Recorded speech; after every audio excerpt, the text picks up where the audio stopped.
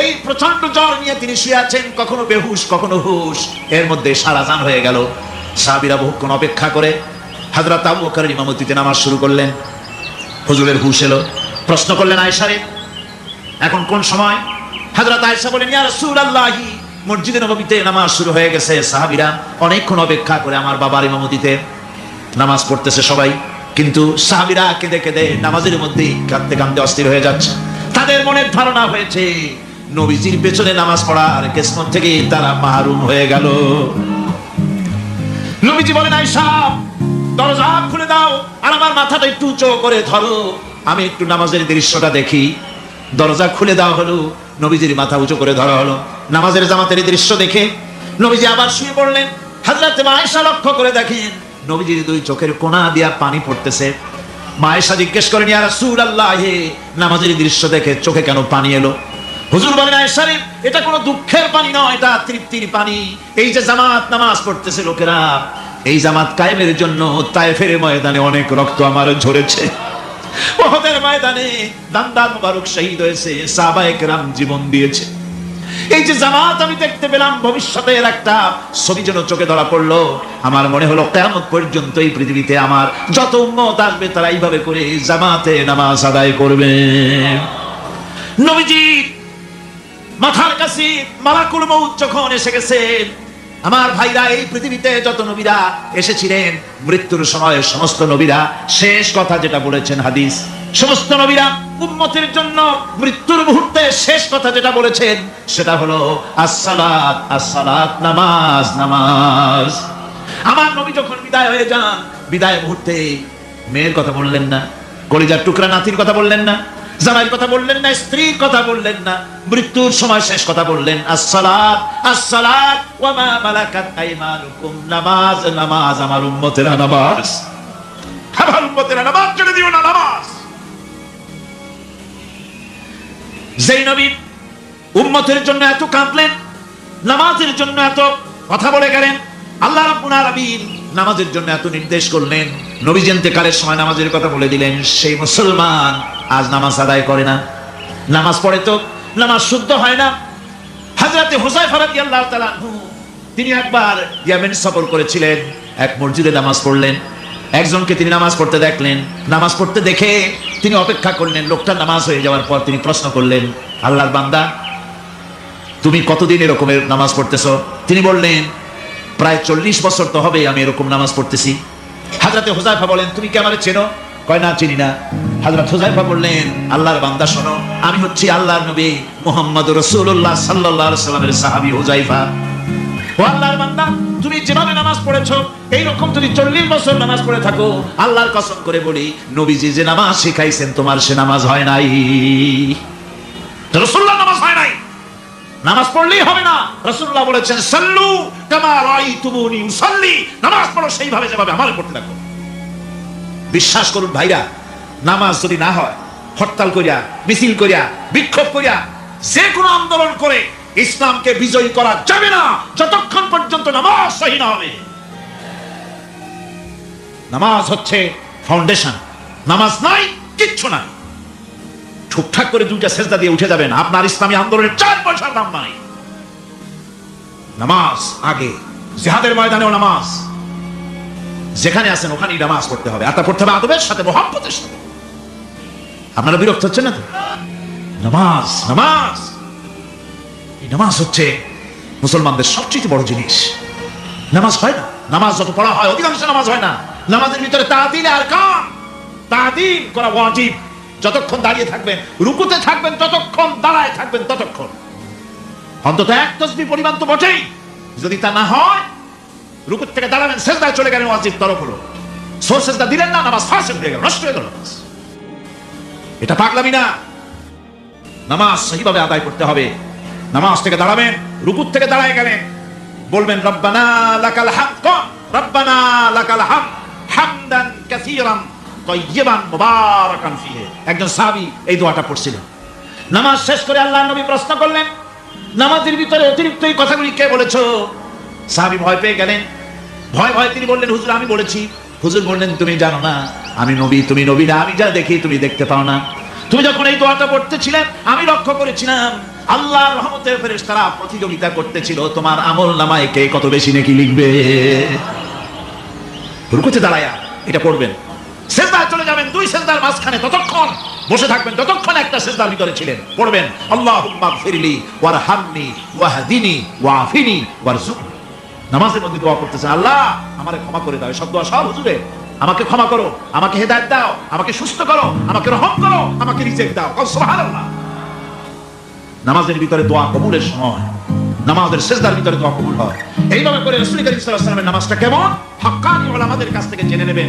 যেহেতু হুজুর বলেছেন সাল্লু কামা রাআইতুমুনি উসাল্লি, নামাজ পড়ো সেইভাবে যেভাবে আমাকে পড়তে দেখো। নামাজের ভিতরে একাগ্রতা লাগবে, ভালোবাসা লাগবে, ভয় লাগবে, মুহাব্বত লাগবে। পরিপূর্ণ সময় নিয়ে শান্তিপূর্ণভাবে নামাজ পড়তে হবে। আর যত তাড়াহুড়া সব হচ্ছে নামাজের মধ্যে, ঠিক কিনা ভাইরা?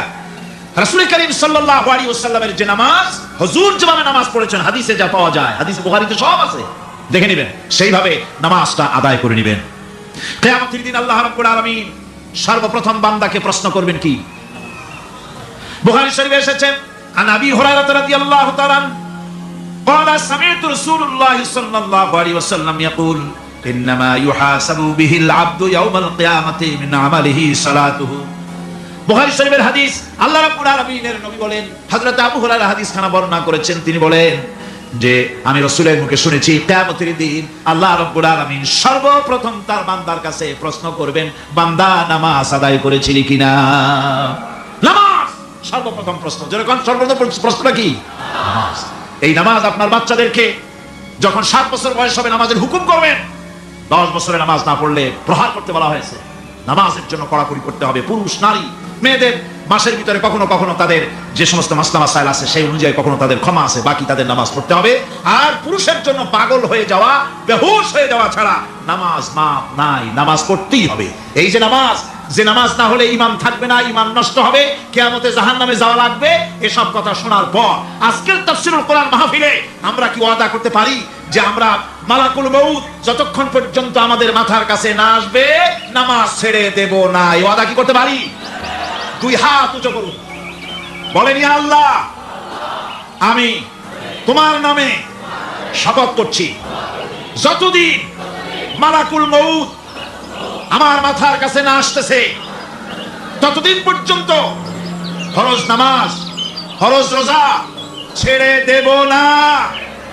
ইয়া আল্লাহ, মৃত্যু পর্যন্ত আমার এই ওয়াদা পালনের তৌফিক আমাকে দান করো, আমিন। আল্লাহ পাক আমাদের এই ওয়াদা মঞ্জুর করুন, জোরে করুন আমিন। আলোচনার শেষ পর্যায়ে এখন আমরা মুনাজাতের দিকে যাব। দাঁড়ানো ভাইয়েরা সবাই বসেন, মুনাজাতের শরীক হন। আল্লাহ রাব্বুল আলামিন নামাজের জন্য আমাদেরকে দোয়া শিখাই দিয়েছেন, কোন সুবহানাল্লাহ। কে শিখাইছেন দোয়া?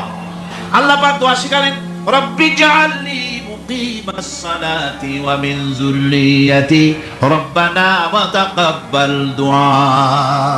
আয় আল্লাহ, আমারে আমার বিবি বাল বাচ্চারে নামাজের উপরে প্রতিষ্ঠিত করো। আল্লাহ, তুমি দয়া করে দোয়া কবুল করো, জোরে কোন আমিন। এ দোয়া আপনারা করবেন, আমিন। আল্লাহুম্মা আমিন।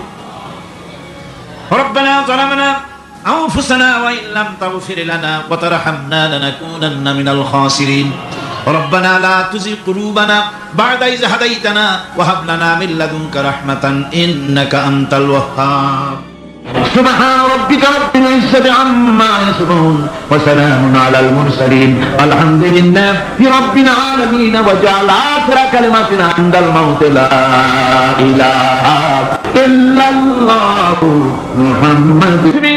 কোন এতিম যেন বলতে না পারে নবীজি আমার ব্যাপারে কি বলবেন, আমি তো এতিম মানুষ, আর তিনি আমার ব্যাপারে কিভাবে আমার দরদ বুঝবেন। নবীজিকে আল্লাহ পাক কেমন এতিম বানালেন, সমস্ত দুনিয়ার এতিমদের সর্দার বানালেন। মায়ের পেটে যখন তিনি ছিলেন 6 মাসের সময় মায়ের পেটে থাকাকালীন বাপের এতিম হয়ে গেলেন। যখন প্রসব বেদনা শুরু হয়েছে মায়ের, দুনিয়ায় যখন তিনি আসবেন, হযরতে আমেনা ঘরের ভিতরে বসে তার অবস্থাটা কি? এই সন্তান পৃথিবীতে আসতে পারে, যিনি সবচাইতে বেশি খুশি হবেন তিনি তো আজ দুনিয়ায় নাই। মনের ভিতরে কত কষ্ট। আল্লাহ রাব্বুল আলামিন তার হাবিবকে দুনিয়া আনলেন। রাসূলের দাদা ঘরের সামনে তাঁবুর সামনে দাঁড়ায়া তায়েফ থেকে আগত সাদিয়া গোত্রের লোকদেরকে বলতেছেন, এই ঘরের ভিতরে একটা এতিম বাচ্চা আছে, বেশি টাকা করি দেওয়া যাবে না, যদি দয়া হয় নিয়ে যাও। গরিব মানুষ, এতিম মানুষ দেখে শুনে কেউ আর নিতে চায় না। সবশেষে এলেন ভাগ্যবতী মেয়ে, ভাগ্যবতী মহিলা হযরতে হালিমাতুস সাদিয়া। তিনি এসেছেন, কোনো ছেলে পেলে পায় নাই, সকলের শেষে তিনি এসেছেন। আব্দুল মুত্তালিব বলছেন, এই ঘরের মধ্যে একটা এতিম বাচ্চা আছে, দয়া হলে নিয়ে যেতে পারো। তিনি স্বামীর সঙ্গে পরামর্শ করলেন, এরপরে বললেন, যদি দেখতে অন্তত ভালো হয়, মন যদি ভালো লাগে নিয়ে যাব, একেবারে খালি হাতে ফিরে যাওয়ার চাইতে তো ভালো। হযরতে হালিমা বলেন, আমি ঘরের মধ্যে প্রবেশ করলাম, মা আমিনার কোল থেকে শিশু মুহাম্মদ সাল্লাল্লাহু আলাইহি ওয়াসাল্লামকে যখন আমি কোলে নিলাম, আমি হুজুরের চেহারার দিকে নজর করে দেখলাম, আমার কাছে মনে হলো যেন পূর্ণিমার চাঁদটা আমার কোলে ধরা দিয়েছে। রাসূল কি শিশু মুহাম্মদ সাল্লাল্লাহু আলাইহি ওয়াসাল্লাম কি যখন নিয়ে বাড়ির দিকে রওনা হলাম, যে গাধা আমার সকলের পেছনে এসেছে, সেই গাধা এখন সকলের আগে ছুটে চলে যায়। এরপরে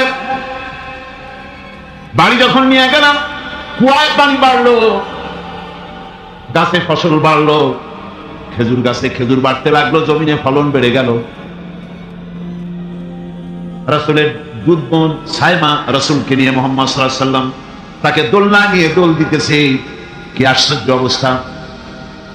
সাইমা তাকে দোল দিচ্ছে আর বলতেছে, বেঁচে থাকুক মুহাম্মদ সাল্লাল্লাহু আলাইহি ওয়াসাল্লাম, সে দীর্ঘজীবী হোক। কবি লিখতেছেন, কি আশ্চর্য কথা, বেদুইন বালিকা কারে নিয়ে দোল দেয় সে কি তা জানে? বিশ্বনবী মুহাম্মদ রাসূলুল্লাহ সাল্লাল্লাহু আলাইহি ওয়াসাল্লাম এভাবে এতিম অবস্থায় জীবন তার শুরু হলো। যখন তিনি ফিরে এলেন 6 বছর বয়সের সময়, যখন মায়ের কাছে তিনি ফিরে এসেছেন, প্রতিদিন তিনি খেলা দেখতে যান ময়দানে। ইতিহাসের মধ্যে লেখা হয়েছে, মা প্রতিদিন সন্ধ্যার সময় তাকে ফিরে পান। আজকে সন্ধ্যা হয়ে গেছে, শিশু মুহাম্মদ সাল্লাল্লাহু আলাইহি ওয়াসাল্লাম বাড়ি ফেরেন না। কারণ কি, কেন বাড়ি ফেরে না? সন্ধ্যার দিকে তিনি চলে গিয়েছেন পাহাড়িয়া ময়দানে, যে দেখেন ধুধু করতেছে, চতুর্দিকে সন্ধ্যা হয়ে গেছে, অন্ধকার হয়ে গেছে, কোনো ছেলে পেলে নাই, কেউ নাই। পাহাড়ের পাদদেশে বসে শিশু মুহাম্মদ সাল্লাল্লাহু আলাইহি ওয়াসাল্লাম কাঁদতেছেন। মা প্রশ্ন করলেন, বাবারে, সন্ধ্যা উত্তীর্ণ হয়ে গেল, কেন একা একা বসে বসে কাঁদো? তিনি বলছেন, মা জি, আজ কদিন খেলা দেখতে আসলাম ময়দানে, প্রতিদিন দেখি যখন সন্ধ্যা হয়ে যায়, মুরব্বী শ্রেণীর কিছু লোক আসে, ছেলেকে নাম ধরে ডাক দেয়, ছেলেরা দৌড়ে তারা বাবার কাছে চলে যায়, আর বাবা ছেলেকে কোলে নিয়ে মুখে চুমা দিয়ে বাড়ির দিকে নিয়ে যায়। আমি আজ কদিন পর্যন্ত এই ময়দানে এলাম, কোনদিন সন্ধ্যা বেলায় তো কেউ এসে আমাকে মোহাম্মদ বলে একটা ডাক দিল না। আমার আব্বা কি নাই? আল্লাহ রাব্বুল আলামিন বলেন, আলাম ইয়াজিদকা ইয়াতীমান ফাআওয়া, এরকম এতিম অবস্থায় আমি আপনাকে আশ্রয় দেই নাই, আপনাকে আমি পেয়েছি এতিম অবস্থায়, এরপরে আমি আপনারে আশ্রয় দিলাম।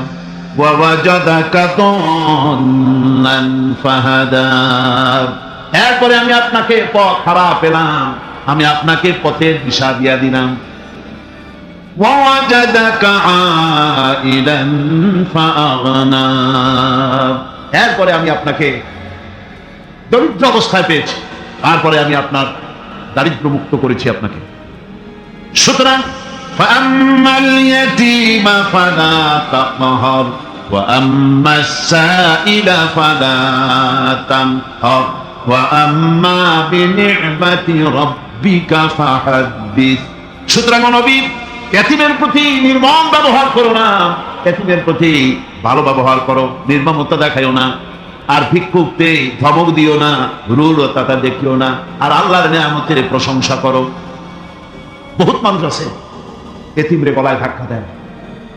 মানুষ যখন ভিক্ষা নিতে আসে, গরিব মানুষ ভিক্ষা চাইতে আসছে, ওই আত্মাহিত জানো, দোয়া কুনুত জানো, বাড়িতে এই কাজ করবা, এই সব আজে বাজে কথা বলে ভিক্ষা দেয় না। সায়েলকে ধমক দিতে রাসূল করিম সাল্লাল্লাহু আলাইহি ওয়াসাল্লাম নিষেধ করেছেন, সায়েলকে ধমক দিও না। গাড়িতে বসে যাচ্ছেন সাহেব, ট্রাফিক মোড়ে যখন সিগন্যাল জ্বললো, গাড়িগুলি দাঁড়ায় গেল, ফকির এসেছে, হাত নাই পাও নাই, বুড়া মানুষ, একটা পয়সা বার করে না। আবার এই মানুষটি ওই ফকিরকে ধমক দিয়া বার করে দিল।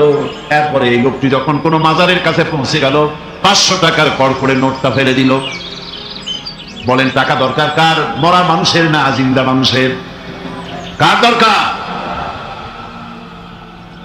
যার টাকা দরকার ছিল তারে দেওয়া হলো না, যার দরকার নাই তারে দেওয়া হলো।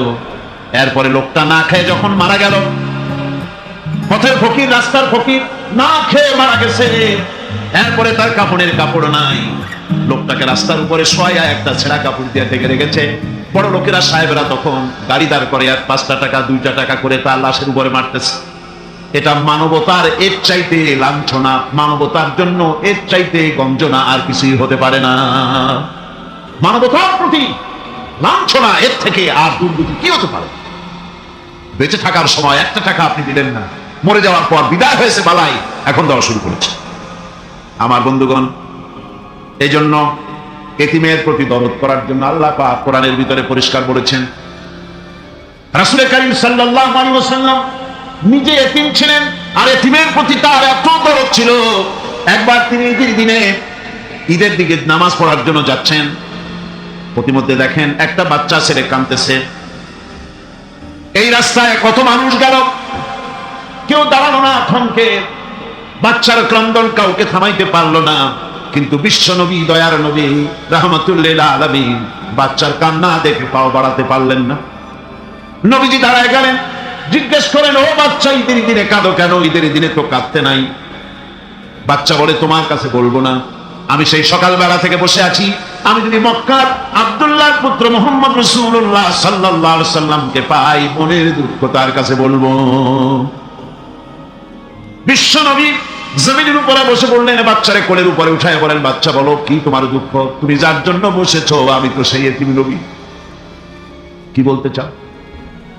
বাচ্চা বলতেছেন, ইয়া রাসূলুল্লাহ, আমার বাবা মারা গেছে। সেই ছোট্টবেলায় একেবারেই তখন মায়ের পেট থেকে আমি আসার পর বাপ মরে গেল। আমার মা আরেকজনের সঙ্গে বিয়ে বসেছে। সেই পুরুষটি আমারে দেখতে পারে না। আমার মা যদি আমারে কোলে করে এসে সহ্য করতে পারে না, আমারে চুমা খাইলে সহ্য করতে পারে না, আমারে খাবার দিলে মা মার খায়। আজ ঈদের দিনে রাতে আমার মা আমাকে বললো, বাবারে তোমার কপাল খারাপ, তোমার বাবা মারা গেছে, তোমাকে সাহায্য করার কেউ নাই, আমি তোমার যত্ন করতে পারলাম না, কোলে নিয়ে চুমাও দিতে পারি না, আমার এমনই কপাল খারাপ। সুতরাং এতিমের দরদ এতিম ছাড়া আর কেউ বুঝবে না।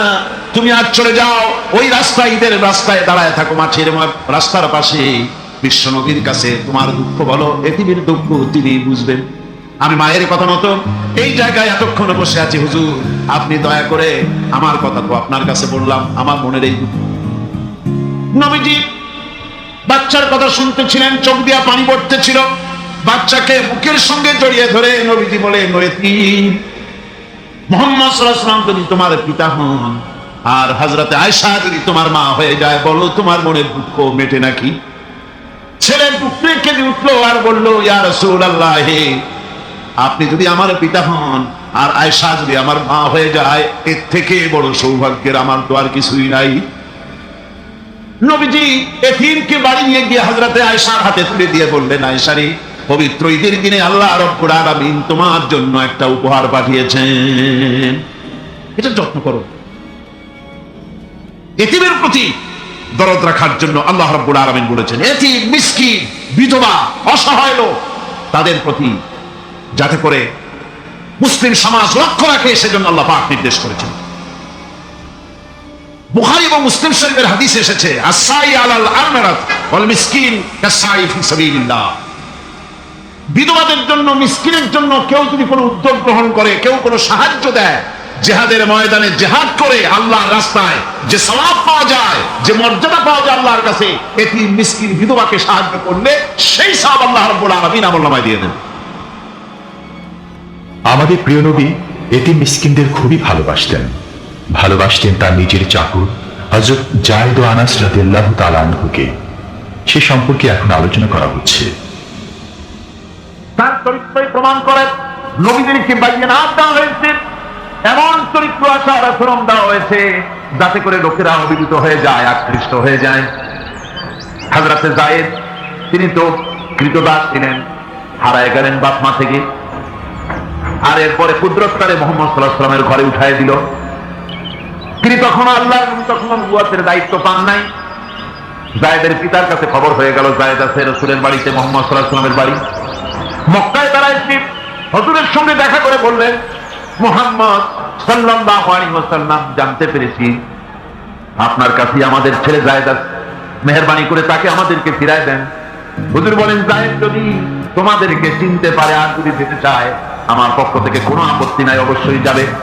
তবে যায়েদ যদি যেতে না চায়, আমি এমন লোক নই যে কেউ আমার কাছে থাকতে চাইলে আমি জোর করে তাকে ছেড়েও দিতে পারি না, আমি তেমন লোক নই।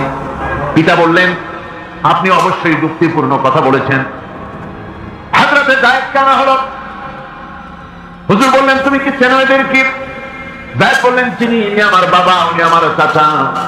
যায়েদের পিতা বলেন, বাবারে বাড়ি চলো, তোমার মা কিনে কিনে হয়রান, চলো বাড়ি যাই, বাড়ি যা কিছু আছে সব তোমাকে ফিরিয়ে দেওয়া হবে। হযরতে যায়েদ বলতেছেন, পিতা বাড়িতে যাচ্ছি তাই সত্য, তামাম দুনিয়াটা যদি আমারে দেওয়া হয়, এই লোকটির কাছে থেকে যে ব্যবহার পেয়েছি আমি এই লোকের কদম ছেড়ে যেতে পারি না। তার চরিত্রই প্রমাণ করে তিনি নবী, কি ব্যবহারটা পেয়েছেন। হযরত আনাস রাদিয়াল্লাহু তাআলা ছোট মানুষ, 8 বছর বয়সের সময় হুজুরের খাদেম হয়ে হুজুরের বাড়িতে আসেন। আচ্ছা, 8 বছর বয়সের কিশোর ভুল তো করতেই পারে, গরম পানি চাইলে ঠান্ডা পানি এনে দেবে, স্যান্ডেল চাইলে দুটো আনবেন, বিছানা বিছাইতে বললে উঠাই করবে, এটা স্বাভাবিক। কিশোর মানুষ, ছোট মানুষ। এবার শুনুন, বাইয়ানাত কারে বলে? নবীদের বাইয়ানাত আল্লাহ দিয়েছেন, সেটা কি জিনিস? সেটা হলো উন্নত মানের চরিত্র, তার ব্যবহার ওঠা বসা যা দেখলে মানুষ বুঝতে পারে তিনি আল্লাহর নবী। হযরতে আনাসের মুখে শুনুন, হযরতে আনাস রাদিয়াল্লাহু তাআলা আনহু বলেন, একাধিক ক্রমে টানা 10টি বছর রাসূলের খেদমতের ভিতরে নিয়োজিত ছিলাম। 10টি বছরের ভিতরে একটা দিনের জন্য নবীজি আমাকে ধমক দিয়ে কথা বলেন নাই। তো ধমক দিলেন না আমারে, এটা করছো কেন, এটা করো নাই কেন? সুবহানাল্লাহ ওয়া বিহামদিহি। গোটা পৃথিবী সমস্ত মুমিন মুসলমানদের, পুরুষ আর নারীদের জীবন, কলিজা, রক্ত রাসূলের কদম মোবারক উৎসর্গ হয়ে যায়। মহান রব্বুল আলামিনের কাছে তার হাবিব রাসূলুল্লাহ সাল্লাল্লাহু আলাইহি ওয়াসাল্লামের ছিল বিশেষ মর্যাদা। আসুন আমরা সে সম্পর্কে আলোচনা শুনি। আমার ভাইরা, রাসূল পাক সাল্লাল্লাহু আলাইহি ওয়াসাল্লাম আল্লাহর নবী এমন এক মহান সত্তা ছিলেন যে তিনি দোয়া আল্লাহর দরবারে হাত উঁচু করতে দেরি আছে, কিন্তু দোয়া কবুল হতে দেরি নাই। হিজরত করে মদিনায় এসেছেন, নামাজ পড়তে দিন চায়, কাবা শরীফের দিকে ফিরে যদি নামাজ পড়তে পারতাম দিনটা বড় ভালো লাগতো, কিন্তু হাত উঁচু করে মোনাজাত করতেছেন না, আল্লাহর কাছে বলতেওছেন না যে আল্লাহ তুমি আমার কিবলাটা বাইতুল মুকাদ্দাস থেকে ফিরাইয়া মক্কা শরীফে বাইতুল্লাহর দিকে ফিরে দাও, মুখেও বলতেছেন না, মনেও না, শুধু আকাশের দিকে বারবার তাকাচ্ছেন, মোনাজাত করেন নাই, মনে মনে আশা পোষণ করতেছেন যদি এমন একটা ওহী নাযিল হয়ে যেত। আল্লাহ রাব্বুল আলামিন সঙ্গে সঙ্গে রাসূল যোহরের নামাজ পড়তেছিলেন, 2 রাকাত পড়া হয়ে গেছে, এমন সময় ওহী নাযিল হয়ে গেল, আদনারা তাকান্নুহা ওয়াজহিকা ফিস সামা। ও নবী, আমি দেখতে পেয়েছি বারবার আপনি আকাশের দিকে তাকাচ্ছেন। সুবহানাল্লাহ, আমি দেখতে পেয়েছি। فلنولينك قبلة ترضاها فول وجهك شطر المسجد الحرام। আর দেরি নাই, আপনার মনের আশা পুরো হয়ে গেছে, এক্ষুনি আপনার কিবলা পরিবর্তন করুন। হুজুর 2 রাকাত পড়েছিলেন বাইতুল মাকদাসের দিকে ফিরে, বাকি 2 রাকাত তিনি মক্কা শরীফের কাবা শরীফের দিকে ফিরলেন। আজও পর্যন্ত সেই মসজিদ আছে, সাক্ষ্য দিচ্ছে নবীর কথা কিভাবে মঞ্জুর হয়। মসজিদে কিবলা তাই মদিনা মুনাওয়ারায় সে মসজিদ আজও আছে। রাসূল পাক সাল্লাল্লাহু আলাইহি ওয়াসাল্লাম এত বড় মর্যাদা সম্পন্ন ব্যক্তিত্ব, মহান ব্যক্তিত্বের উম্মতের মধ্যে আল্লাহ আমাদের শামিল করেছেন। শুকরিয়া স্বরূপ আমরা পড়ি আলহামদুলিল্লাহ। জোরে সোরে পড়েন আলহামদুলিল্লাহ। আমার ভাইরা, মর্যাদা এত বেশি আল্লাহ রাসূলকে আল্লাহ রাব্বুল আলামিন দান করেছেন। এই পৃথিবীতে কোন মানুষের সঙ্গে যদি আপনি বেয়াদবি করেন, তিনি আপনার বাপ হোক, তিনি আপনার মা হন, অথবা আপনার উস্তাদ হন, অথবা আপনার পীর হন, যে কেউ হোক না কেন, কারোর সঙ্গে যদি কোনো বেয়াদবি হয়ে যায় তো শুধু একটা বেয়াদবি ছাড়া আর কিছুই না। কিন্তু নবীজির সঙ্গে যদি কেউ বেয়াদবি করে, সেটা শুধু বেয়াদবি থাকে না, কুফরি হয়ে যায়। কি হয়ে যায়? কুফরি হয়ে যায়। রাসূলুল্লাহকে কেউ তাওহীদ করলে, অসম্মান করলে, সমালোচনা করলে কাফের হয়ে যায়। যেমন কি হয়ে যায়? কত বড় মর্যাদা! রাসূল পাক সাল্লাল্লাহু আলাইহি ওয়াসাল্লাম তার সামনে সাহাবায়ে কেরাম বসা, হুজুর কথা বলছেন, সাহাবায়ে কেরাম তারাও কথা বলছেন। কথা বলতে বলতে এক পর্যায়ে সাহাবীদের গলার আওয়াজ বড় হয়ে গেল। হুজুরের গলার আওয়াজ শোনা যায় না, সাহাবীদের গলার আওয়াজটা বড় হয়ে গেল। আল্লাহ রাব্বুল আলামিন এতটুকু বরদাস্ত করলেন, আমার নবীর গলার আওয়াজের চাইতে তোমাদের আওয়াজ বড় হলো কেন? সঙ্গে সঙ্গে ওহী নাযিল হয়ে গেল। আল্লাহ রাব্বুল আলামিন বলেন, ইয়া আইয়ুহাল্লাযীনা আমানু লা তারফাউ আসওয়াতাকুম ফাওকা সাওতিন নবী। ও বিশ্বাসীরা, খবরদার, তোমরা যারা ঈমান এনেছো শোনো, তোমাদের গলার আওয়াজ যেন আমার নবীর গলার আওয়াজের চাইতে বড় না হয়ে যায়। যদি তা হয়, আনতাহবাতা আমাল, জীবনের সমস্ত ভালো কাজ যদি আমি আল্লাহ বরবাদ করে দেব। আজ পর্যন্ত এই আয়াতে কারিমা রাসূল পাক সাল্লাল্লাহু আলাইহি ওয়াসাল্লামের রওজায়ে আতহারের সামনে সবুজ সাইনবোর্ডের উপরে সোনার অক্ষর দিয়ে এই আয়াতে কারিমা লেখা রয়েছে, সুবহানাল্লাহ। সর্বকালের, সর্বযুগের সর্বশ্রেষ্ঠ মহামানব, সর্বশ্রেষ্ঠ বিশ্বনবী, আল্লাহর পরে যার মর্যাদা, তিনি হচ্ছেন মুহাম্মদ রাসূলুল্লাহ সাল্লাল্লাহু আলাইহি ওয়াসাল্লাম। রাসূলুল্লাহ সাল্লাল্লাহু আলাইহি ওয়াসাল্লামের প্রতি মহান আল্লাহর ভালোবাসার অন্যতম নিদর্শন হচ্ছে মেরাজ। এর মাধ্যমে আল্লাহ রাব্বুল আলামিন তার বন্ধুকে নিজের সান্নিধ্যে নিয়েছিলেন। এখন আমরা শুনব সেই মেরাজের কাহিনী। দুলির ধরা থেকে রাসূলকে আরশে আজিমে নিয়ে যাওয়া হবে। বোরাক এলো। বোরাক হচ্ছে বাথরুম থেকে উৎপত্তি। এর অর্থ হচ্ছে বিজলি, বৈদ্যুতিক গতি সম্পন্ন, ঘোড়ার চাইতে ছোট, খচ্চরের চাইতে বড়, এই জাতীয় একটা প্রাণীর মতো হযরত জিবরাইল নিয়ে আসলেন। আমাদের দেশে কারো কারো বাড়িতে আয়নায় বাঁধানো থাকে এই ছবিটা। ঘোড়া আছে, দুইটা ডানা আছে, মাথাটা মেয়ে লোকের মতো, চুলগুলো ঝুলে পড়ছে, নিচে লেখা আছে হাজা বুরাকুন নবী সাল্লাল্লাহু আলাইহি ওয়াসাল্লাম। আন্দাজে কোথায় পাইছে আল্লাহ? মিথ্যে কথা, বাজে কথা। আল্লাহ এরকম একটা মেয়ে লোক মার্কা ঘোড়া পাঠাইছিল হুজুরকে নেওয়ার জন্য, এটা কথা হলো। রাসূলকে মক্কা থেকে, উম্মে বাবে উম্মে হানি থেকে হুজুরকে বের করে নিয়ে যাওয়া হলো বাইতুল মাকদাসে। সমস্ত পয়গম্বর, দুনিয়া আল্লাহ যাদের পাঠিয়েছিলেন, সমস্ত রূহ উপস্থিত ছিল সেখানে। রাসূল করিম সাল্লাল্লাহু আলাইহি ওয়াসাল্লাম এখান থেকে মেরাজ করলেন। এতটুকু ছিল ইসরা। কোরআনে কারীম বলছে, আজকে কারি সাহেব এখান থেকে তেলাওয়াত করেছিলেন, সুবহানাল্লাযী আসরা বিআবদিহি লাইলাম মিনাল মাসজিদিল হারাম ইলাল মাসজিদিল আকসা।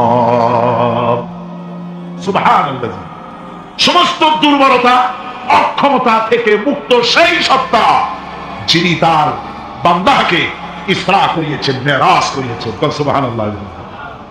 সমস্ত দুর্বলতা, অক্ষমতা থেকে মুক্ত তিনি পার করে নিয়ে গিয়েছেন। আর পরে মুহূর্তের ভিতরে মহাশূন্য পাড়ি দিয়ে, সেই মহাশূন্য মানে এইখান থেকে সূর্য কত দূরে জানেন না? 9,30,00,000 মাইল দূরে এখান থেকে সূর্য। সেই সূর্য, তারপরে রয়েছে গ্যালাক্সি, মিল্কি ওয়ে, গ্রহ নক্ষত্র, সে যে কত দূরে, যে সমস্ত তারকা, এমন বহুত তারকা আছে যে তারকা সৃষ্টির পর তার আলো পৃথিবীর মাটি আজ পর্যন্ত স্পর্শ করে নাই। অথচ আলোর গতি প্রতি সেকেন্ডে কত মাইল? 1,86,000 মাইল। এই 1,86,000 মাইলের সেকেন্ড, এর মিনিট, এর ঘন্টা, এর দিন, এর সপ্তাহ, এর মাস, এর বছর, এটাকে বলা হয় লাইট ইয়ার, আলোকবর্ষ। সেই তারকা তৈরি হওয়ার পর কত সহস্র সহস্র লাইট ইয়ার চলে গেল, আজ পর্যন্ত সেই তারকার আলো পৃথিবীর মাটি স্পর্শ করতে পারে নাই। তাহলে সেই তারা কোথায়? আল্লাহ রাব্বুল আলামিন তার হাবিবকে চাঁদ, সূর্য, গ্রহ, নক্ষত্র, মহাশূন্য পাড়ি দিয়ে, তারপরে 7 আকাশ পাড়ি দিয়ে সিদরাতুল মুনতাহা পর্যন্ত নিয়ে গেলেন। জোরে কোন সুবহানাল্লাহ। এবার সিদরাতুল মুনতাহা পর্যন্ত যাওয়ার পথে যত ঘটনা ঘটলো, সেগুলো আপনারা ইতিহাস থেকে পড়ে নেবেন, ওগুলি বলার সময় আমার কাছে নাই। সিদরাতুল মুনতাহায় যাওয়ার পর হযরত জিবরাইল বলেন, আর আমি যেতে পারবো না, এটা হলো বিপজ্জনক বর্ডার। আমি যদি আর এক চুল অগ্রসর হই তাহলে আমি জ্বলে পুড়ে ছাই হয়ে যাব, আমার আর যাওয়ার অধিকার নাই। হুজুর সেখানে বসে থাকলেন। জিবরাইল বলে গেলেন, এখান থেকে আপনাকে নেওয়ার কুদরতি ব্যবস্থা হয়ে যাবে। রাসূল দুনিয়ায় ফিরে এসে হযরতে বেলালকে ডেকে বলেছিলেন, বেলাল গো, এমন কি আমল তুমি করো আমারে শোনাও। হযরতে বেলাল বলেন, হুজুর আমার আমল তো সব আপনি জানেন, আমি কি করবো শোনাও। বেলাল বলেন, হুজুর খাস আমলের মধ্যে এতটুকু আছে যে আমি কখনো বিনা উজুতে থাকি না। যখন উজু চলে যায় উজু করি আর উজুরের ইমামের জন্য 2 রাকাত নফল নামাজ পড়ি। হুজুর বলেন, বেলাল তুমি এই আমল ছাড়বা না, কারণ সিদরাতুল মুনতাহায় হযরত জিবরাইল আমারে যখন ছেড়ে চলে গেলেন আমার একা একা বড় ভয় লাগতে লাগলো। তখন আমার মনে হচ্ছিল তুমি যেন আমার চতুর্দিকে হাঁটতেছো। আমার ভাইরা, রফরাত নামক বিছানা চলে এলো। কুদরতি এই বিছানায় চড়ে নবীজি আল্লাহ রাব্বুল আলামিনের দরবারে আরশে আজিমে পৌঁছে গেলেন। জোরে বলেন সুবহানাল্লাহ, জোরে বলেন সুবহানাল্লাহ। যেখানে পৃথিবী কোন মানুষের যাওয়া সম্ভব নয়, গোটা পৃথিবীর মানুষের মর্যাদা আল্লাহ পাক বাড়ায় দিলেন। আরশে আজিমে হুজুরকে নিয়ে গেলেন। তারপরে তিনি কথাবার্তা হুজুরের সাথে কি বললেন সেই কথাগুলি নিয়ে আমাদের দেশে কথা হলো এই যে হুজুরকে নিয়ে আল্লাহ 5 ওয়াক্ত নামাজ দিছিলেন তো 50 ওয়াক্ত। মুসা আলাইহিস সালামের সাথে দেখা না হলে তো কাম সারছিল, আমাদের আর উপায় ছিল। আরে ভাই, শুধু নামাজ দেওয়া যদি উদ্দেশ্য হবে তাহলে রোজার মতো তো আল্লাহ দুনিয়া বসে দিতে পারতেন কিনা, হজের মতো যাকাতের মতো পারতেন কিনা। শুধু নামাজের জন্য নয়, আল্লাহ পাকের কায়নাত দেখাবার জন্য আল্লাহ পাক তাকে দিয়েছিলেন। বেহেশত দেখাইছে, দোজখ দেখাইছে, ভালো কাজ করলে কিরকম শান্তি হবে, খারাপ কাজ করলে কিরকম শাস্তি হবে চোখে দেখাই দিয়েছেন। মুহাম্মদ রাসূলুল্লাহ সাল্লাল্লাহু আলাইহি ওয়াসাল্লামকে মেরাজ থেকে ফিরে এলেন, ঘরে এসে দেখেন উজুর পানি, উজু করে দেখেছিলেন উজুর পানি তখনও গড়াচ্ছে। যে দরজা দিয়ে বেরিয়েছিলেন দরজাটা ধাক্কায় তখনও কাঁপতেছে। যে বিছানায় শোয়া ছিলেন সে বিছানায় মানুষ শুয়ে থাকলে যেমন উষ্ণ থাকে সেরকমের উষ্ণ ভাব তখনও আছে। কেমনে হলো? কেমনে হলো? মাথায় ঢুকবে না। সুবহানাল্লাহ, কোন ঢুকবে? জোরে কোন সুবহানাল্লাহ। এটার ব্যাপারে কোন বিজ্ঞান দর্শন যুক্তির প্রয়োজন নাই। প্রয়োজন শুধু এতটুকু, আল্লাহ তার হাবিবকে নেবেন, কত দ্রুত নিবে, কত দ্রুত পাঠাবে এটা তিনি ভালো জানেন, আমাদের কোনো জানার কথা না, ঠিক কিনা? তবে দৃষ্টান্ত যদি চান তাহলে আমি দৃষ্টান্তটা এভাবে দিতে পারি, বুঝাবার জন্য একটা দৃষ্টান্ত দিতে পারি। সেটা হলো এই, ধরেন বাংলাদেশে কোনো প্রেসিডেন্ট আসবে, পৃথিবীর যে কোনো দেশের এক প্রেসিডেন্ট আসবে। এটা আসার যখন খবর হয়ে যাবে তখন পত্র পত্রিকায় রুট বলে দেওয়া হয়, এই রুটে রাষ্ট্রীয় মেহমান রাষ্ট্রীয় অতিথি ভবনে আসবে। এই রাস্তা দিয়ে সাধারণ ট্রাফিক চলাচল বন্ধ থাকে। এয়ারপোর্ট থেকে নিয়ে রাষ্ট্রীয় অতিথি ভবন পর্যন্ত মেহমান না আসা পর্যন্ত সমস্ত ট্রাফিক চলাচল বন্ধ। মেহমান পৌঁছে যাবে, তারপরে আবার স্বাভাবিক ট্রাফিক চলবে। এটা জানেন কিনা? জানেন কিনা? এইটা যদি পৃথিবীর সামান্য সলিমুদ্দিন কসিমুদ্দিন এই জন্য বলছি আজ আছে কাজ নাই, ঠিক কিনা? কন আজ মন্ত্রিত্ব গেল, কালকে রাস্তায় দাঁড়ায় বলবে রিক্সাওয়ালা আমার একটু বাজারে মাছ কিনতে যাবো, ঠিক কিনা? সুতরাং এদের তো কোনো মর্যাদা নাই, আজ আছে কাল নাই। এই দুনিয়ার সলিমুদ্দিন কসিমুদ্দিনের জন্য যদি এভাবে ট্রাফিক চলাচল বন্ধ করে দেওয়া হয় তাহলে আকাশ এবং জমিনে আল্লাহ রাব্বুল আলামিনের সর্বশ্রেষ্ঠ মেহমান জনাবে মুহাম্মদ রাসূলুল্লাহ সাল্লাল্লাহু আলাইহি ওয়াসাল্লাম, এই মেহমান আল্লাহর দরবারে যাবেন। আল্লাহ যদি বলে দিয়ে থাকেন, আল্লাহ যদি হুকুম করে থাকেন, সময়ের গতি, বার্ষিক গতি, আহ্নিক গতি, আকাশের গতি, সূর্যের গতি, সময়ের গতি, রাত 3:45 10 সেকেন্ড, এখন সমস্ত গতি স্তব্ধ হয়ে যা। আমার হাবিব আমার দরবার থেকে ঘুরে যখন ঘরে ফিরে যাবেন আবার 3:45 11 সেকেন্ড থেকে শুরু হয়ে যাবে। ইসলাম প্রচার করতে গিয়ে আমাদের প্রিয় নবীর উপর চলেছে অকথ্য নির্যাতন, যার প্রমাণ তায়েফের ঘটনা। সেই কাহিনী এখন আমাদের সামনে সুরমিত কণ্ঠে তুলে ধরছেন প্রখ্যাত মুফাসসিরে কোরআন হযরত মাওলানা দেলওয়ার হোসাইন সাঈদী। ক্যাসেটের প্রযোজনায় সিএইচপি, পরিবেশনায় স্পন্দন অডিও ভিজুয়াল সেন্টার, ঢাকা। শুনুন তায়েফের কাহিনী। তায়েফের ময়দানে আমার রাসূল রক্ত দিয়েছে। আমি সেই তায়েফ সফর করেছি। সেই তায়েফ, আমি তায়েফের ইতিহাস হাদিসে পড়েছি, চোখে দেখি নাই। তায়েফের চিত্র নিজের চোখে দেখে প্রাণ ভরে কেঁদেছি, যেখানে রসুলের রক্ত পড়েছে। 3টি জায়গায় রসুলের রক্ত পড়েছে, সবচাইতে বেশি রক্ত পড়েছিল যে জায়গাটিতে, সেই জায়গায় প্রাণ ভরে কেঁদেছি।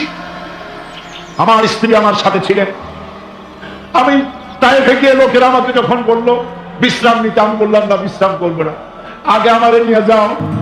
আমার রসুলকে মারছিল যে রাস্তাটা, ওই রাস্তাটা আমার আগে দেখাও। 3 দিনের না খাওয়া, রাস্তার 2 দিকে কাফেরেরা দাঁড়ানো, চতুর্দিক থেকে পাথর মারা শুরু করে দিল।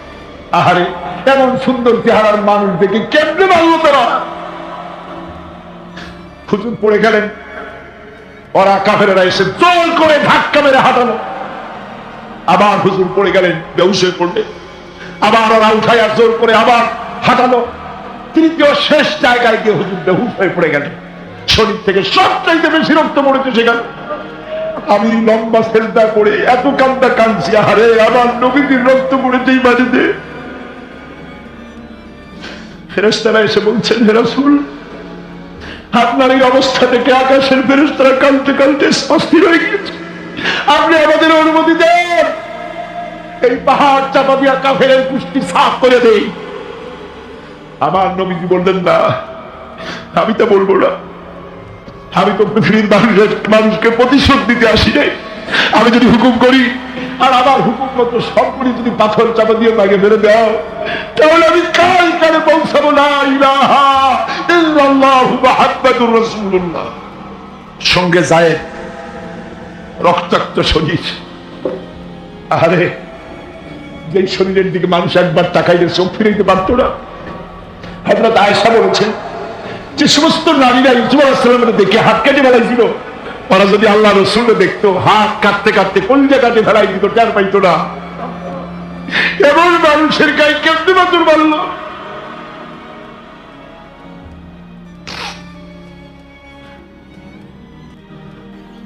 রাসূল কারীম সাল্লাল্লাহু আলাইহি ওয়াসাল্লাম বসে আছেন, শরীর থেকে রক্ত ঝরছে। বুখারী শরীফে এসেছে, আত্তাস নামক এক যুবক আঙ্গুরের বাগান থেকে 1 গ্লাস আঙ্গুরের শরবত এনে হুজুরের হাতে দিলেন। কষ্টের পর 3 দিনের না খাওয়া ক্ষুধার্ত নবী 1 গ্লাস আঙ্গুরের শরবত সবটুকুন পান করে একটা স্বস্তির নিঃশ্বাস ফেললেন। বললেন, তোমার নাম না আত্তাস? তিনি বললেন, হ্যাঁ, আমার নাম আত্তাস। তোমার বাড়ি হযরত ইউনূস আলাইহিস সালামের গ্রামে? বললেন যে হ্যাঁ, আমার বাড়ি ইউনূস আলাইহিস সালামের গ্রামে। যুবক জিজ্ঞেস করলেন, হুজুর, আপনি কি করে বুঝলেন আমার নাম আত্তাস আর আমার বাড়ি ইউনূস আলাইহিস সালামের গ্রামে? আপনি জানলেন কি করে? হুজুর বললেন, আমিও নবী, ইউনূস আলাইহিস সালামও নবী, এক নবীর খবর আর এক নবীর কাছে থাকে।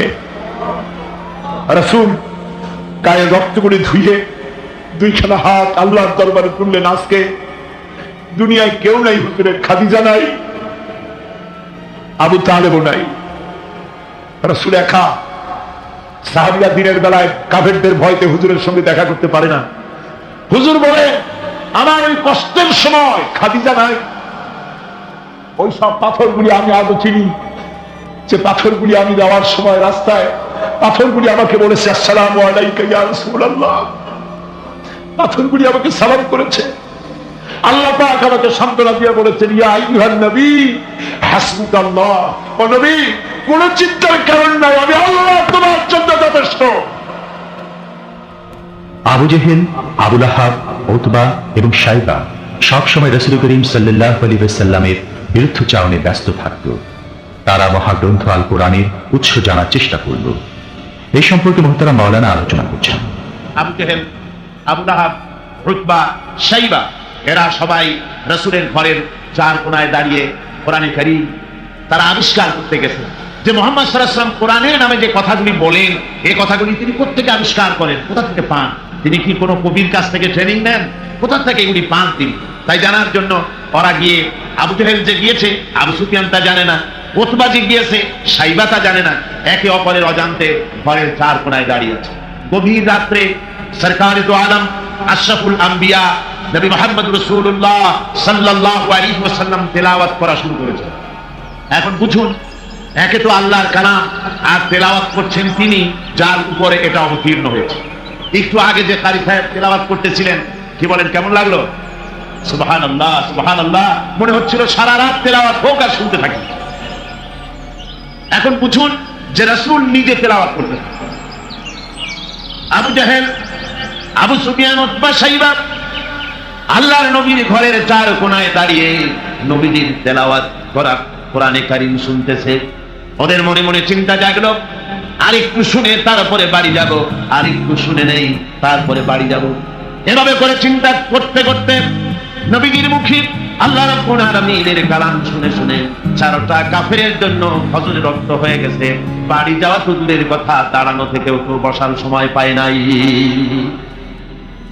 কোরআনে কারীমের আকর্ষণ, এ মহব্বত মানুষকে এভাবে টেনে আনে। দেখুন, শুধুমাত্র লিফলেট ছড়ানো হয়েছে আর পত্রিকায় একটু এসেছে তাফসীরুল কোরআন মাহফিল হবে। 3 দিনের মাহফিলের প্রথম দিনই মাঠের কাম সারা হয়ে গেছে। এরপরে কাল এবং পরশু কি হাসর হবে আল্লাহ রাব্বুল আলামিন ভালো জানেন। আমার ভাইরা, এই আকর্ষণ আমি বলে থাকি, আল্লাহর কসম, এই আকর্ষণ সাইদির নয়, এই আকর্ষণ আল্লাহ রাব্বুল আলামিনের কোরআন মাজিদ। এর থেকে যারাই এই কোরআন থেকে মানুষকে বিচ্ছিন্ন করতে চাইবে, ওরাই জনগণ থেকে চিরতরে বিচ্ছিন্ন হয়ে যাবে। বন্ধুগণ, আবু জাহেল, আবু সুফিয়ান, উতবা, শাইবা 4 জন রওনা করেছে সকালবেলায়। আবু জাহেল জিজ্ঞেস করছে, আবু সুফিয়ান রে, কখন আসছো?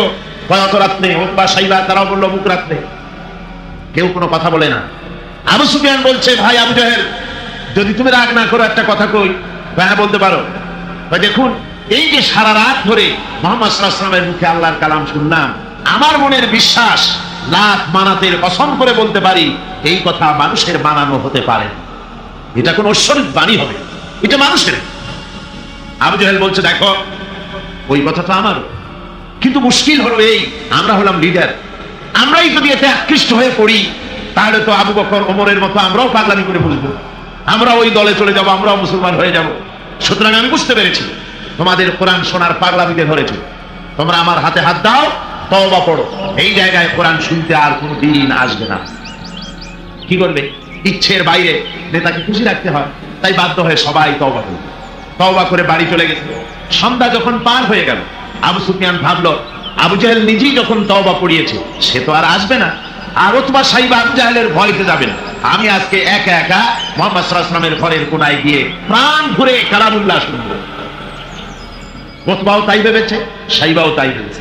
এদিকে আবু জাহেল মনে মনে ভাবলো, ওরা 3 জনে আমার হাতে তওবা পড়েছে, আমার নেতৃত্বের প্রভাব, আমার ভয়তে ওরা কেউ আসবে না। আজকে একা আমি মজা করে সারা রাত শুনবো মুহাম্মদ সাল্লাল্লাহু আলাইহি ওয়াসাল্লামের মুখে আল্লাহর কালাম। গত রাত্রের মতো আজও সব হাজির হয়ে গেছে ঘরের কোনায়। আসবে, এটাই তো স্বাভাবিক, আসাটাই স্বাভাবিক। গত বছর কোরআনে কারীমের তাফসীরের মাহফিলে বাধা দিল। একটা পত্রিকায় দেখলাম হরতালও সফল, তাফসীরও সফল। তো আমি দেখলাম যে হেডিংটা তো খুব ভালোই, খবরটা পড়লাম। দেখলাম একটা প্রতিবেদন লিখেছেন তিনি লিখলেন যে কোরআন বিরোধীরা তারা হরতালের ডাক দিল। এখন আজকাল পাগলের ডাক দিলেও হরতাল হয়ে যায়, কি তার দামি গাড়িটা রাস্তায় বের করে ভাঙবে। হরতালের ডাক দিয়েছে তো হরতাল হলো, কল কারখানা বন্ধ হয়ে গেল, দোকানপাট বন্ধ হলো। এখন কল কারখানার শ্রমিক আর দোকানপাটের শ্রমিক আর মালিক সারাদিনের কোনো কাম নাই, সব তাফসীরের মাহফিলে আছে। কথা বুঝবে, শেষ পর্যন্ত এও দেখা গেল, আমার কাছে রিপোর্ট এসেছে, যারা বাধা দিয়েছিল তারা কয় যে কিছু টাকা তো পায়, কাজে কিছু না করলে টাকাটা হালাল হয় কেন? শেষ পর্যন্ত ওরাও চাদর মুড়ি দিয়ে তাফসীরের মাহফিলের কোনায় ওরাও দাঁড়ায় গেছে। সুবহানাল্লাহ, এটা কোরআনের আকর্ষণ। এর থেকে মানুষকে ছুটানো যায় না, মুসলমানকে এর থেকে বিচ্ছিন্ন করা যায় না। 4 কাফের আজও এসে হাজির হয়েছে রাসূলের 4 করে, একে অপরের অজান্তে। এরপরে রাত যখন শেষ হয়ে আসে, তখন আবু জাহেল মনে করলো আর দাঁড়ানো ঠিক না, আবু সুফিয়ান, উতবা, শাইবা ওরাও মনে করলো আর দাঁড়ানো ঠিক না। তখন অন্ধকারের ভেতর দিয়ে ছুট দিয়েছে যার বাড়ির দিকে। এখন অন্ধকারের মধ্যে ছুটতে গিয়ে একজন আর একজনের মধ্যে ঠেলে উঠেছে। আবু জাহেল ঠেলার চোটে ঘাবড়ে গিয়েছে। বললো, কে? ভাই আমি আবু সুফিয়ান। তুমি কেনা? কয় যে আমি আবু জাহেল। আবু জাহেল বলছে, আবু সুফিয়ান, কালকে তুমি আমার হাতে তওবা পড়লে আজকে আসলে কেন? কয় যে দেখো, মাতবাড়ি সব জায়গায় চলে না, তুমি আসলা কেন সেটা কবা। 4 জন চলতেছে। আবু জাহেল বললো যে শোনো, কোরআনে কারীম শোনা থেকে মানুষকে আমরা বন্ধ করতে পারবো না, আইন পাশ করতে হবে। আইন করে কোরআন শোনার পথকে রুদ্ধ করে দিতে হবে। এরপরে তারা আইন পাশ করলো। কি আইনটা পাশ করলো? আল্লাহ রাব্বুল আলামিন কোরআনে কারিমে ওদের সেই আইনটা, ওরা যেটা পাশ করলো ওইটা কোরআনে কারিমে আল্লাহ কোট করে রাখলেন। যেহেতু আবু জেহেল মরে যাবে, কিন্তু তার নাতিরা তো মরবে না, ওর নাতিরা তো থাকবে কিয়ামত পর্যন্ত, ওর দৌহিত্র, ওর পৌত্র যা কিছু আছে এগুলো বেঁচে থাকবে দীর্ঘদিন। ওরাও যে এই একই আচরণ করবে তা যেন মুসলমানেরা বোঝে, এই জন্য ওদের সেই আইনটা আল্লাহ রাব্বুল আলামিন ওরা বললো কি কোরআন সম্পর্কে, তা কোরআনে কারিমে আল্লাহ কোট করে রাখেন কি وقال الذين كفروا لا تسمعوا لهذا القرآن والغوا فيه। আজকে প্রথমই তেলাওয়াত হয়েছে আয়াত। আমার বন্ধুগণ, আল্লাহ পাক কোরআনে কারিমে বলছেন কাফেররা সিদ্ধান্ত নিল লা তাসমাউ লিহাযাল কুরআন, কোরআন শরীফ শুনো না, কোরআন শরীফ কোরআনে কারিম শুনতে যেও না।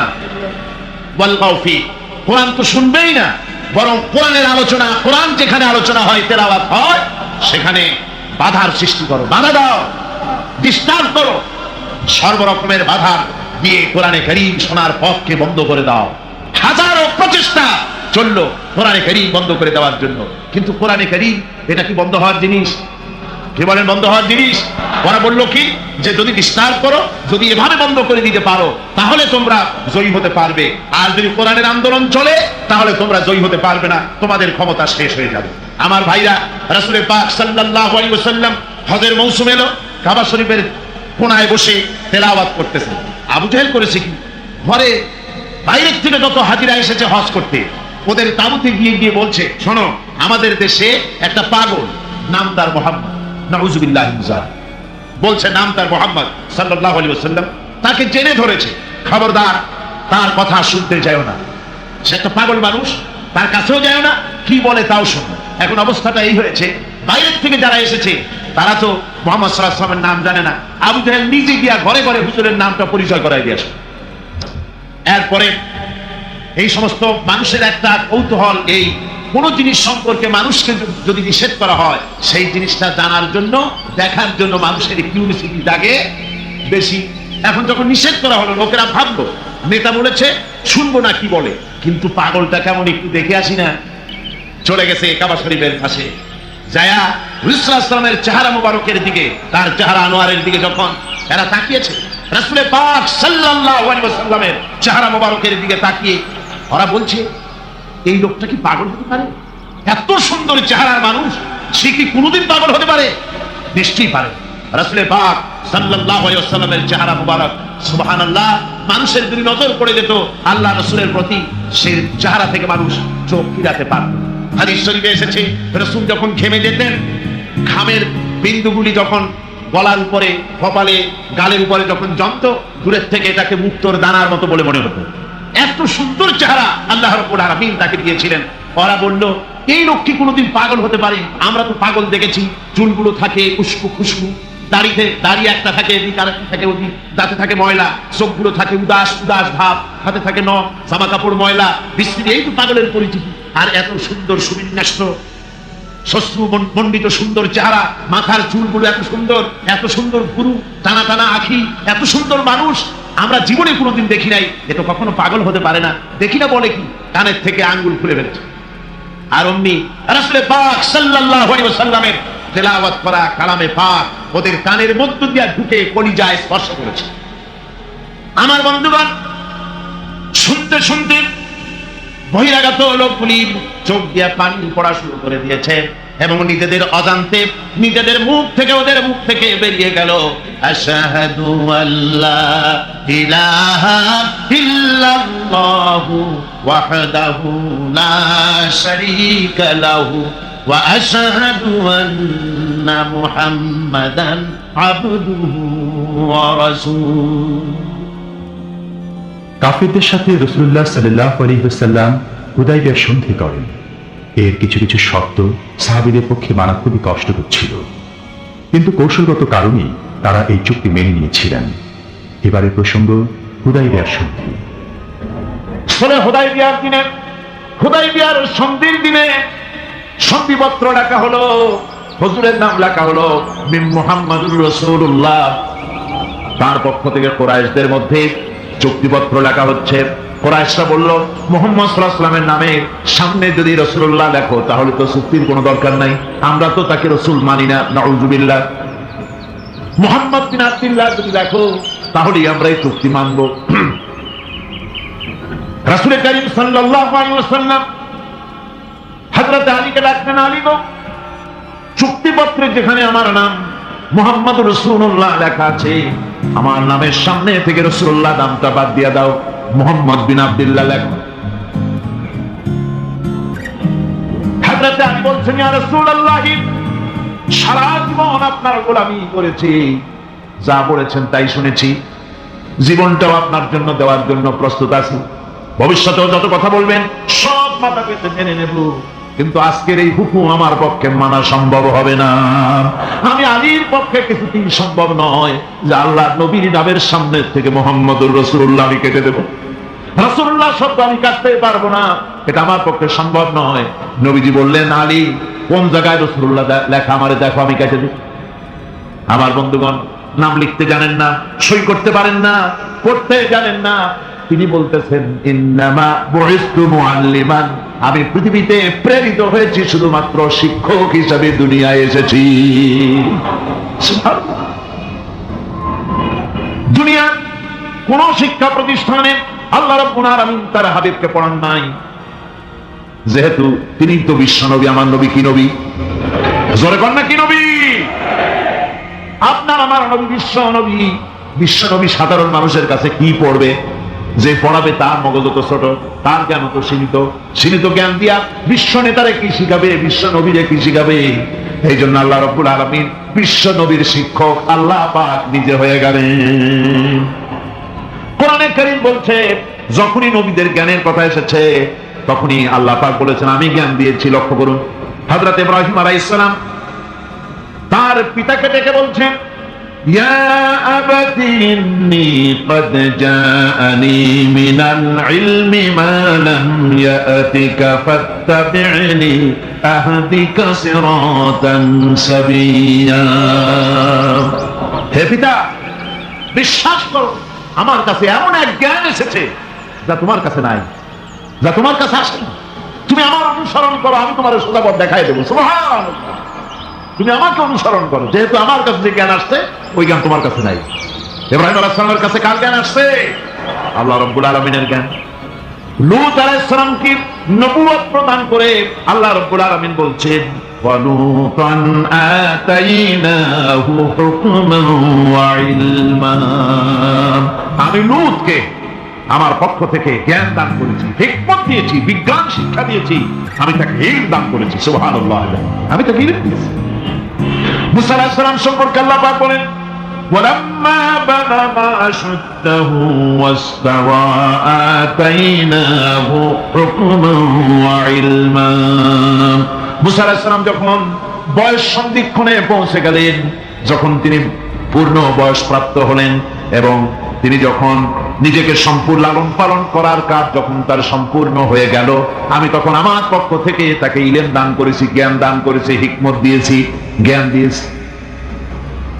রাসূল করিম সাল্লাল্লাহু আলাইহি ওয়াসাল্লাম সম্পর্কে আল্লাহ পাক বলছেন, ওয়ালা ইন ইত্তাবা'তা আহওয়াআহুম বা'দাল্লাযী জাআকা মিনাল ইলম মা লাকা মিনাল্লাহি মিন ওয়ালিয়্যিন ওয়ালা নাসীর। তুমি যদি জ্ঞান লাভের পরও তাদের প্রবৃত্তির অনুসরণ করো, তাহলে আল্লাহর কাছ থেকে তোমাকে রক্ষাকারী কেউ থাকবে না, কোনো সাহায্যকারী তুমি পাবে না। আমি যে জ্ঞান তোমাকে দিয়েছি এটারই অনুসরণ করো, এর মধ্যেই মুক্তি, বিশ্ববাসীর মুক্তি এই জ্ঞানের অনুসরণের ভেতরে। প্রত্যেক জাতির জন্য আল্লাহ রাব্বুল আলামিন নিজের পক্ষ থেকে রাসূল পাঠিয়েছেন। আল্লাহ পাক বলেছেন, ওয়ালিকুল্লি উম্মাতির রাসূল, প্রত্যেক জাতির জন্য আমি রাসূল প্রেরণ করেছি। এমন কোন জাতি নাই যার কাছে নবী রাসূল পাঠানো হয় নাই। ওয়া ইন মিন উম্মাতিন ইল্লা খালা ফিহা নাযীর। সমস্ত নবীদের কাছে, সমস্ত উম্মতের কাছে, জাতির কাছে আমার পক্ষ থেকে আমি নবী পাঠাইছি। সুবহানাল্লাহ। কেউ যেন বলতে পারে না যে আমরা আল্লাহর পক্ষ থেকে কোনো দাওয়াত পাইনি। আল্লাহর পক্ষ থেকে সত্যকে চেনার কোনো রাস্তা পাই নাই। এই জন্য প্রত্যেক নবীদের, প্রত্যেক উম্মতের জন্য, জাতির জন্য আল্লাহ সুবহানাহু ওয়া তাআলা তিনি নবী পাঠিয়েছেন নিজের পক্ষ থেকে, হেদায়েত পাঠিয়েছেন নিজের পক্ষ থেকে। এই নবীদেরকে পাঠানোর উদ্দেশ্য কি ছিল? কোরআনে কারিমে আল্লাহ পাক বলেন, আমাদের নবীকে আল্লাহ পাক ডেকে বলছেন, আলিফ লাম রা কিতাবুন আনজালনাহু ইলাইকা লিতুখরিজান নাস মিনাজ যুলুমাতি ইলান নূর। আলিফ লাম রা কিতাবুন আনজালনাহু ইলাইকা লিতুখরিজান নাস মিনাজ যুলুমাতি ইলান নূর। এই কিতাব আমি আপনার উপর অবতীর্ণ করেছি। এ হচ্ছে একখানা কিতাব। এই কিতাবখানা আমি আপনার প্রতি অবতীর্ণ করেছি। এই জন্য করেছি কিতাব অবতীর্ণ, যাতে করে মানব মণ্ডলীকে পঞ্জীভূত অন্ধকারের ভিতর থেকে বের করে আলোর দিকে নিয়ে আসতে পারেন। এই বিশ্ব হচ্ছে অন্ধকারে ভরা। পৃথিবীতে মানব রচিত যত মতবাদ আছে সব হচ্ছে অন্ধকার। সবগুলি কি? অন্ধকার। এই অন্ধকারের ভিতর থেকে আলোর দিকে নিয়ে আসবেন। আলো হচ্ছে কি? ইসলাম। আলো হচ্ছে কোরআন। কোরআনের দিকে নিয়ে আসবে, ইসলামের দিকে নিয়ে আসবে। সেই জন্য আমি আপনার প্রতি এই কোরআন অবতীর্ণ করেছি। আমার ভাইয়েরা, সকল আসমানি কিতাবের উপরে আমাদের ঈমান আনা লাগবে। শুধুমাত্র কোরআন শরীফের উপরে নয়, সকল কিতাবের উপর ঈমান আনতে হবে। কোরআনকে যেমন মানি, মুহাম্মদ সাল্লাল্লাহু আলাইহি ওয়াসাল্লামকে যেমন মানি, সব নবীদের উপরে ওরকম ঈমান আনতে হবে। কোরআন যেমন মানি ওই রকম করে সমস্ত কিতাবের উপরে ঈমান আনতে হবে। এটার শর্তই দেওয়া হয়েছে, মুমিন হচ্ছে তারা والذين يؤمنون بما أنزل إليك وما أنزل من قبلك। মুমিন হচ্ছে সেই সব লোক, মুত্তাকি হচ্ছে তারা যারা তোমার উপরে নাযিলকৃত কিতাবের উপর ঈমান এনেছে এবং এর আগে যত কিতাব আসছে সমস্ত কিতাবের উপর ঈমান এনেছে, তারাই হচ্ছে মুত্তাকি, তারাই হচ্ছে মুমিন। আল্লাহ পাক বলেন, نزل عليك الكتاب بالحق مصدقا لما بين يديه। আল্লাহ তোমার প্রতি সত্য সহকারে যে কিতাব নাযিল করেছেন আর এর পূর্বে আগত সকল কিতাবের উপরে এর সত্যতা প্রমাণ করেন। এই কোরআন হচ্ছে আগের যত কিতাব নাযিল হয়েছে সমস্ত কিতাবের সত্যতা প্রমাণকারী কিতাব। এই জন্য মুমিনদেরকে বলতে বলা হয়েছে, قل آمنا بالله وما أنزل علينا وما أنزل على إبراهيم وإسماعيل وإسحاق ويعقوب والأسباط। বলো, আমরা ঈমান এনেছি আল্লাহর প্রতি, আমাদের প্রতি অবতীর্ণ কিতাবের প্রতি, আর ইব্রাহিম, ইসমাইল, ইসহাক, ইয়াকুব এবং তার আওলাদদের প্রতি যে কিতাব অবতীর্ণ হয়েছে সমস্ত কিতাবের উপর আমরা ঈমান এনেছি। وما أوتي موسى وعيسى والنبيون من ربهم لا نفرق بين أحد منهم ونحن له مسلمون। আর মুসা, ঈসা, অন্যান্য নবীদের উপরে যত কিতাব অবতীর্ণ হয়েছে সমস্ত কিতাবের উপরে আমরা ঈমান আনতেছি। আর আমরা হচ্ছি আল্লাহ পাকের আজ্ঞাবহ, আমরা হচ্ছি আল্লাহ পাকের বান্দার মধ্যে আমরা শামিল। আল্লাহ পাক বলছেন, এই পৃথিবীতে আমি যত নবী পাঠাইছি সমস্ত নবীদের সাথে তিনটা জিনিস দিয়েছি। কয়টা জিনিস? তিনটি জিনিস দিয়েছি সমস্ত নবীদের। لقد أرسلنا رسلنا بالبينات وأنزلنا معهم الكتاب والميزان ليقوم الناس بالقسط। নিঃসন্দেহে আমি নবীদেরকে স্পষ্ট নিদর্শনাদি সহ এই পৃথিবীতে পাঠিয়েছি এবং সেই সঙ্গে তাদেরকে কিতাব দিয়েছি আর তাদেরকে মিজান দান করেছি, বাইয়িনাত দান করেছি। তিনটা জিনিস দিয়েছি, এক দিলাম বাইয়িনাত, আর এক দিলাম কিতাব, আর এক দিলাম মিজান। কয়টা হলো? তিনটা। বাইয়িনাত কি? বাইয়িনাত হলো, বাইয়িনাত বলা হয় এমন জিনিসগুলি কি যা একজন নবীর আচার আচরণ দেখে বুঝতে পারা যায় নিঃসন্দেহে ইনি আল্লাহর নবী। সুবহানাল্লাহ। এটাই হচ্ছে বাইয়িনাত। তার চরিত্র, তার আচার আচরণ এগুলি প্রমাণ করে তিনি নবী। আমার বন্ধুগণ, হযরতে খাদিজা রাদিয়াল্লাহু তাআলা আনহা যখন ইসলামের দাওয়াত পেয়েছিলেন, আল্লাহর নবীর পক্ষ থেকে যখন দাওয়াত পেলেন, নবুয়তের তাওহীদের যখন দাওয়াত পেয়েছিলেন, একজন স্ত্রী হিসেবে তার স্বামীর প্রতি এত শ্রদ্ধা, স্বামীর প্রতি এত ভক্তি শ্রদ্ধা, অনাবিল ভক্তি শ্রদ্ধা, যার কারণে হযরতে খাদিজা একটা মুহূর্তের জন্য, এক সেকেন্ডের জন্য দেরি করেন নাই, কোনো প্রশ্ন তোলেন নাই যে আপনি নবী হইলেন কেমনে, অথবা আপনার মধ্যে তো এই জিনিস দেখছি, আপনি নবী হইলেন কেমনে, এমন কোনো কথা বলেন নাই। যখনই নবুয়তের তাওহীদের দাওয়াত পেলেন,